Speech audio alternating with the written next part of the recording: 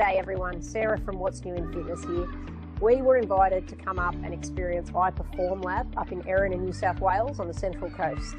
We got to meet with Aaron Scully. Now, iPerform Lab's only been open around 4 months and it's already been making waves around here.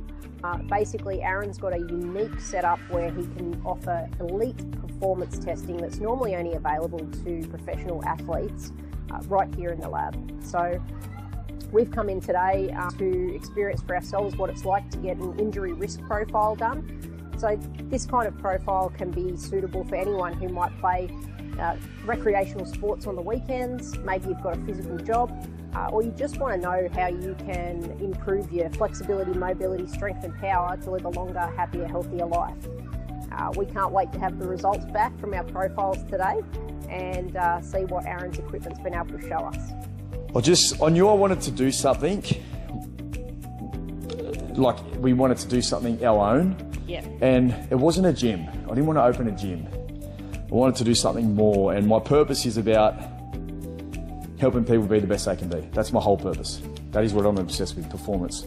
So I thought, how can I do that, not have a gym, and help people be better? And then it just came to me one night, probably 11 o'clock at night, and I just started, it was like Rain Man, just started drawing up this plan. And then I swear to God, I told Jade, my wife, and she was like, wow, that's awesome. No one's doing it. I'm interested in where your muscles kind of distributed. Okay. Right, so the first thing I'm looking at is muscle mass, fat mass. Yep. And then I'm looking at how your muscles distributed throughout your body. When you get, your training's all good, you got your training right, you got your food right, but then you think about things like stress, sleep, that stuff smashes you in terms of your hormones and your ability to, like, people store fat in all different ways, but that's a massive factor. If you're not sleeping properly and you got high stress and your job too, so like that type of stuff as well. Sometimes that lifestyle is a massive factor. I'm just thinking logically, you got everything else right, but it's your sleep and then stress.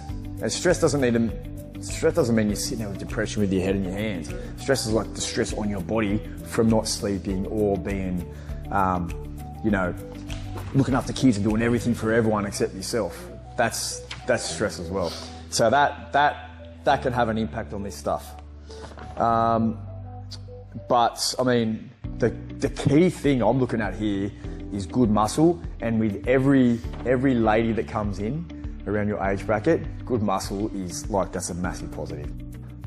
And then I think it was the next day, like we come and like we seen that this place was for lease, and then it was a couple of weeks later we kind of put the thing in, and then we got our builder, and yeah, it was all pretty quick. There was no doubt. It was just, let's do it. Had done like calves, hamstrings, quads, and that's because they don't really do anything leading up to it that's specific to that. They just go and just play OzTag, which is a high speed, high change of direction, highly reactive sport that actually comes with a lot of risk, but is so common. So I thought to myself, well, I want to create a profile that kind of can, I guess, address and find out some of those little weaknesses and imbalances and things that potentially can be mitigated so that they can, I guess, perform in their OzTag but have longevity with it as well. And to help people be able to be active and do what they want to do as long as possible. If there's a 15-20% imbalance there, there's a weakness. And that weakness could very well manifest itself in a game like OzTag as a hamstring injury or a calf injury or an ACL or something. Same as your calf. If there's a 20% difference, that might manifest as some sort of injury. It might not, but there's an increased risk that it will, based off research. There's a big snowball effect, you know, if a man or lady, you know, injure himself. And, you know, I just kind of wanted to create something that would help, you know, mitigate that. I started off with just the rugby league benchmarks that I had. You know, like, I'm a strength and power coach in the NRL, so I've got, I've done that for a long time. So I've got a lot of information based off that. all these force plates and all this equipment is from VALD, V-A-L-D. And then from there, I've used some of that to build benchmarks. Yeah. And then just reached out to people in different sports, different organisations and different research. And then I'm just still building it. You know, I've got surfing, I've got MMA, I've got obviously women's soccer, men's soccer, rugby league, rugby union. I wanted to offer something where I can add value to all of those people. So physios refer to me because I can help track their rehab process, give them information on whether their hamstring is better. If you think about it in the medical world, when you hurt yourself, the physio or the doctor sends you to get an x-ray, or they send you to get an MRI.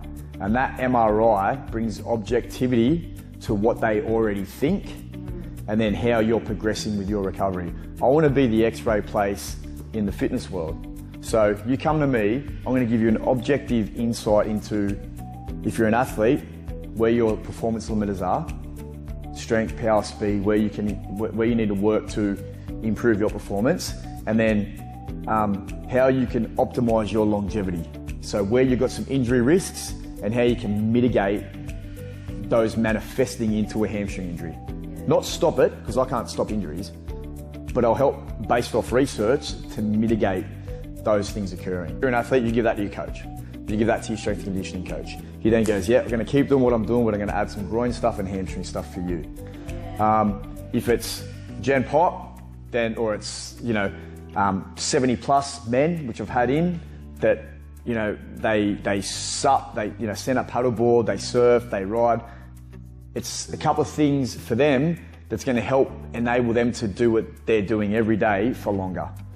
That's the whole thing is about performance and longevity.